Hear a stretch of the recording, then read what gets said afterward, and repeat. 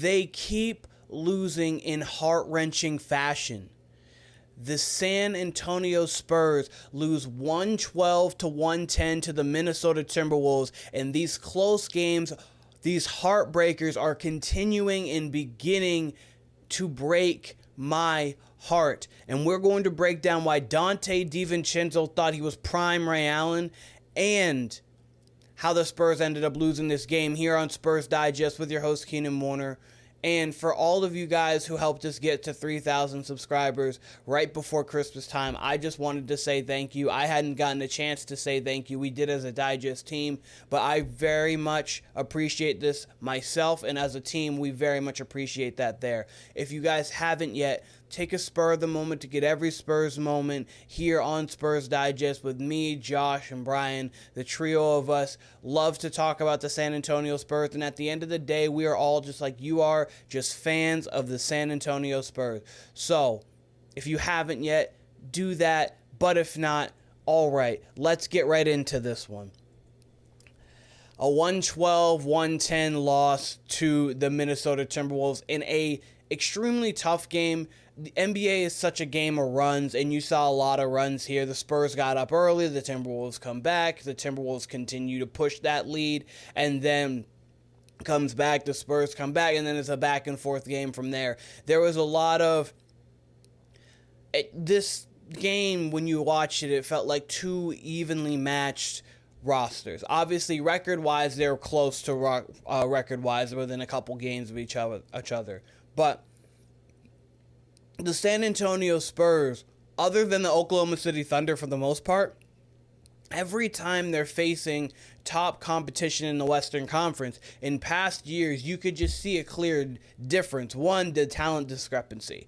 Two, you would just see in the play style discrepancy in the way they were going out there on the basketball floor. This year, there's been so many games where you just come out of it thinking we're just as good, we might be better than that roster, and that's the mark of showing a team that's starting to grow into something that can be a true championship contender. And before I break all of this down, I just want to say, in seeing all of this stuff, obviously we talk here about how these are big moments, big spots, big games on this channel, of course, because these spots are bigger than, obviously, just 1 out of 82 in a lot of these senses. There are situations and times where, obviously, it's just game 1 out of game 82. And, of course, you're going to talk about those games. But if you don't, teams that start off 2-10 don't typically make it to the playoffs because they have such a bad loss. So starting good as well. When you have middle streaks, you don't lose. Playoff teams and true contending teams don't lose 6 in a row, don't do these kind of things. So when you have the opportunity to knock those runs prior to it happening, when you have the ability to stay above 500 and continue to work your way up into that mix and to stay there, that's why these are big spots. And you need barometers throughout the entirety of the season when you're facing the very good teams or facing very good players. You just get a sense of. So as it may not be like the end of the world if the Spurs lose 1 out of 82 games, because it's not. At the same time, there are still big moments and big spots because pressure mounts, pressure builds, and you put into a situation like Christmas Day, marquee game, television. The game is played different. It's a big spot. Wemby put up 42 and 18. That's a huge spot for him. That is massive. We know he's a superstar. And that's just further proving he's a superstar. But those games, those are the ones that stick out. So those are big things. And then on the road at Minnesota with Anthony Edwards, with a team that's trying to catch their footing and a team that you're going to have to beat when it comes to the playoff time. If we have the same record as them, but now they're 2-1 against us, they get that tiebreaker. Those are the reasons why these games are so big. But Donte DiVincenzo, 26 points. You got Rudy Gobert had 17 and 15. Julius Randle had 16. Jaden McDaniels had 17, or 12 and 10 rather.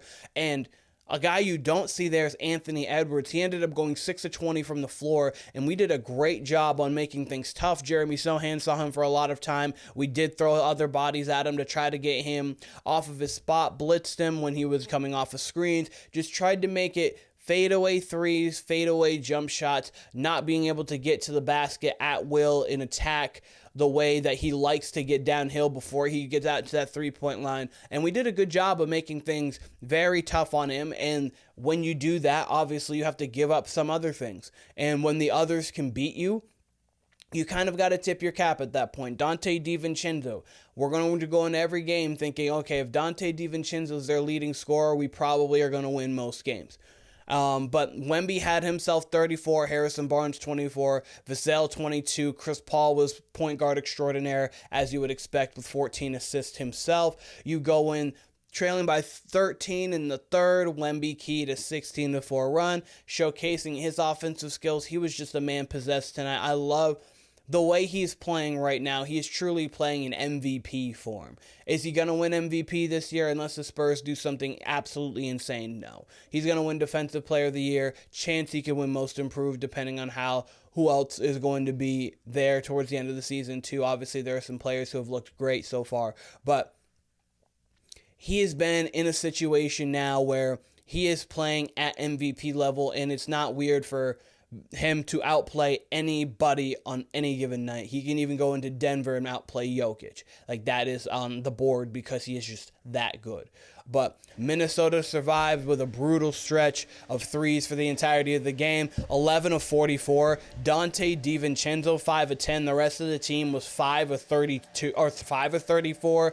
And Randall combined for 1 of 16. So this is what makes it a tough loss, because you had a team who is not fully predicated on the three, but they do shoot a good portion of threes, obviously, with Anthony Edwards. Julius Randle's not afraid to take them. Donte DiVincenzo, Mike Conley, Jaden McDaniels. They have guys who can hit shots from the perimeter. They do take them, especially Ant now. He's taking, I believe, 9-ish a game, roughly around there. So when you have situations like that, when your team goes ice cold and they still get the dub, that's tough. But at the same time, it's the NBA. It's going to happen, and that's perfectly fine. Harrison Barnes, 24, as we said. Wemby, 34, as we said. Vassell, 22. Chris Paul, 14 dimes, as we said. Keldon Johnson came to play. He had 13. And other than that, there wasn't too much contributions from the others. Stephon Castle didn't play, obviously, all that much. Julian Champagnie, 0 of 4 from 3. Charles Bassey didn't see the floor all that much. So it's in a situation now. It's in a situation now where you kind of just have to roll with it, and that's fine. That happens. You go out there on the court and there's some games where your bench is going to play great. There's some games where your bench is not going to play great. This was one of those games. And it came down to a last possession. I would have loved for Jeremy Sochan to have pump faked the fake pass, pump fake, 2 dribbles and get to a mid-range jump shot, because the pass and then I'm going to think about it for a second and then shoot the 3. He had about 3 seconds left on the clock.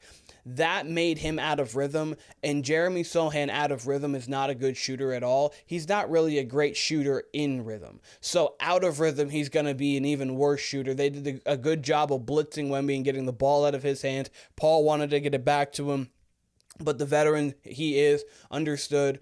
Okay, it's about 6 seconds left. We can't get the ball to him, so what we're going to do is try to get it to our other playmakers and give them actual time to get downhill. Barnes was in the corner. He was 8 of 9. He was cooking all game long. He was looking great. But pump fake to Barnes, I would have loved if Sochan deliberately would have been pump fake to Barnes, dribbled and got to his spot, because they were only down 2 clearly as a 112-110 loss, and they would have been able to get to overtime if Sochan attacked the basket. But late game execution has been something that has been up and down for the San Antonio Spurs. We saw earlier in the year against the Lakers. Okay. We saw earlier against the Warriors. Great. We saw earlier in the week against the Knicks and the Philadelphia 76ers.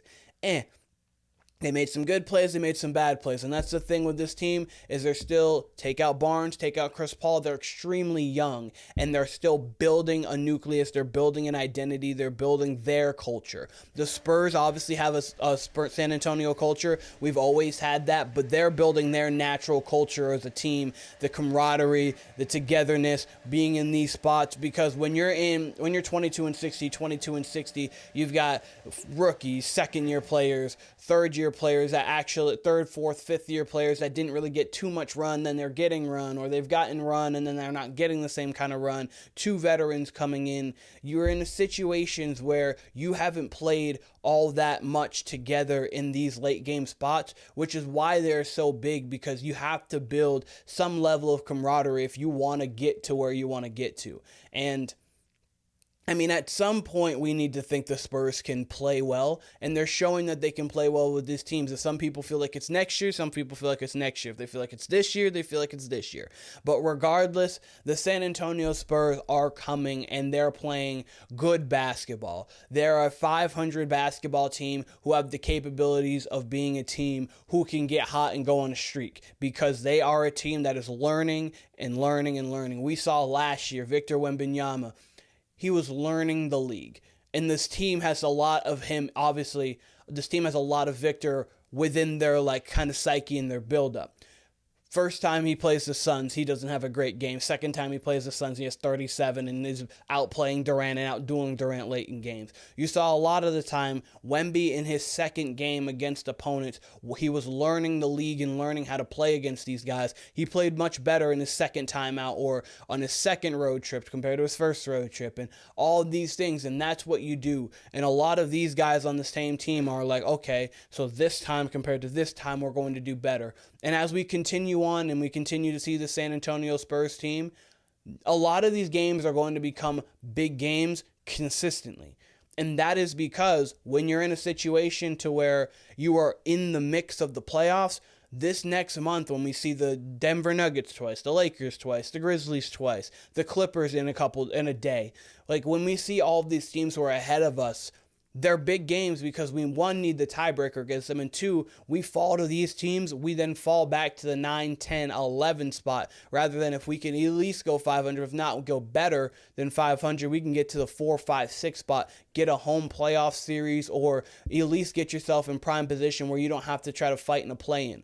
Not that it'd be the worst thing in the world to get some good experience, but hey, that is okay. The San Antonio Spurs did end up losing clearly to the Minnesota Timberwolves in heartbreaking fashion, 112-110. And I want to know what you guys thought about the game.